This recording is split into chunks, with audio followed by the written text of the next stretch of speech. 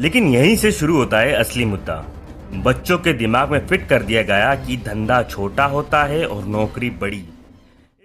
नमस्कार दोस्तों, आज हम एक बहुत ही महत्वपूर्ण मुद्दे पर बात करने वाले हैं। एलपीजी यानी लिबरलाइजेशन, प्राइवेटाइजेशन, ग्लोबलाइजेशन के बारे में। एलपीजी क्या है और इसके आने के बाद हमारे देश के युवाओं पर क्या असर पड़ा? क्या यह सच में एलपीजी की वजह से आज का युवा अपने आप को बेरोजगार महसूस करने लगा है या असली बेरोजगारी उनके जीवन में आई है? चलिए इस विषय को थोड़ा विस्तार से समझने की कोशिश करते हैं। एलपीजी का प्रभाव। जब भारत एक भयानक आर्थिक संकट का सामना कर रहा था, तब हमारी सरकार ने एलपीजी को अपनाने का फैसला किया। एलपीजी का उद्देश्य था कि विदेशी कंपनियां भारत में आके व्यापार कर सकें और नए रोजगार का अवसर पैदा हो सके। इसका दूसरा पहलू ये था कि भारतीय कंपनियां भी विदेशों में जाकर अपने व्यापार को फैला सके। सुनने में कितना अच्छा लगता है ना कि सबकी तरक्की होगी, सब देश मिलकर आगे बढ़ेंगे। लेकिन असल में हुआ क्या? शुरुआती दौर में जब एलपीजी आया तो नए नए मल्टीनेशनल कंपनियां भारत में खुलने लगी, लेकिन उनके सामने एक बड़ा चैलेंज था। भारत में पढ़े लिखे लोगों की संख्या कम थी, तो उन्होंने हमारे नेताओं के साथ मिलकर प्रचार शुरू किया कि हर बच्चा पढ़े ताकि आगे जाके उन्हें आसानी से नौकरी मिल सके। शुरुआत में सब कुछ अच्छा लग रहा था। जब लोग पढ़ाई कर रहे थे, नौकरियां मिल रही थी और जिंदगी में तरक्की दिखाई देने लगी थी। लोग घर, गाड़ी, लग्जरी चीजें खरीदने लगे। ये देखकर ना हर माता पिता अपने बच्चों को ये कहने लगे, बेटा तुम भी पढ़ाई लिखाई कर लो, वरना तुम्हें भी मेरी तरह ही छोटा मोटा धंधा करना होगा। लेकिन यहीं से शुरू होता है असली मुद्दा। बच्चों के दिमाग में फिट कर दिया गया कि धंधा छोटा होता है और नौकरी बड़ी।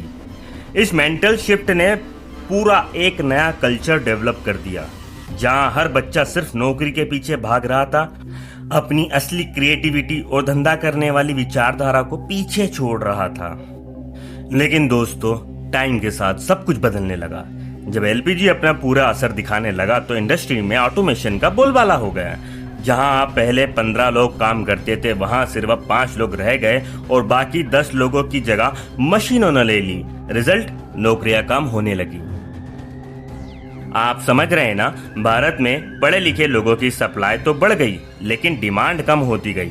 पढ़ाई लिखाई करके नौकरी ढूंढना अब एक स्ट्रगल बन गया, क्योंकि उन नौकरियों के लिए लोगों की संख्या ज्यादा थी पर पोजीशन बहुत कम थी। इस पूरे सिनारियो को देखते हुए हमारी सरकारों को समय पर कदम उठाना चाहिए था। उन्हें यह समझना चाहिए था कि सबको नौकरी देना पॉसिबल नहीं है, इसलिए पढ़ाई के साथ साथ धंधा या एंटरप्रेन्योरशिप को भी प्रमोट करना चाहिए था। सवाल आता है, गलती किसकी थी? सरकार की गलती थी जो वक्त पर ठोस कदम नहीं उठा पाए? माता पिता की गलती थी जो अपने बच्चों को नौकरी की तरफ प्रेरित करते रहे? या उन बच्चों की गलती थी जो दूसरों की जिंदगी को देखकर खुद की असली पोटेंशियल लाइफ को ही भूल बैठे? आज हम इस दौरान एक पहेली में फंसे हुए हैं। डिग्री होने के बावजूद हम कभी कहते हैं कि स्किल नहीं है, तो कभी टेक्नोलॉजी को ब्लेम करते हैं। लेकिन असल बात यह है कि हमारी शिक्षा प्रणाली हमेशा नौकरी के लिए ही प्रेरित करती थी, लेकिन धंधा या बिजनेस करने के लिए नहीं। तो दोस्तों, ये समझना जरूरी है कि पढ़ाई अपनी जगह है, लेकिन नौकरी सब कुछ नहीं है। धंधा या अपना व्यापार खोलना भी एक बड़ी बात है, जो ना सिर्फ आपकी जिंदगी में तरक्की लाएगा बल्कि देश की भी तरक्की करेगा। तो ये था आज का विषय। आपको क्या लगता है हमारे इस विषय के ऊपर? अपना विचार कमेंट बॉक्स में जरूर लिखिए और हमारे चैनल को सब्सक्राइब जरूर करें। जाते जाते सिर्फ इतना ही कहूँगा, पुराने जमाने के अंदर ना धंधा करने वालों की संख्या बहुत ज़्यादा थी और नौकरी करने वालों की संख्या बहुत कम थी। देश तरक्की कर रहा था, कोई बेरोजगार नहीं था, किसी में कोई शर्म नहीं थी कि कौन सा छोटा काम है, कौन सा बड़ा काम है। सब काम पर काम कर रहे थे। और आज की डेट में शिक्षा ग्रहण करने के बाद अगर कोई बच्चे को कह दिया जाए ना कि आप पकोड़ा बेचो, तो उनके ना वो गले से बात नहीं उतरती, क्योंकि उनके पास ना एक रेप्यूटेड डिग्री है।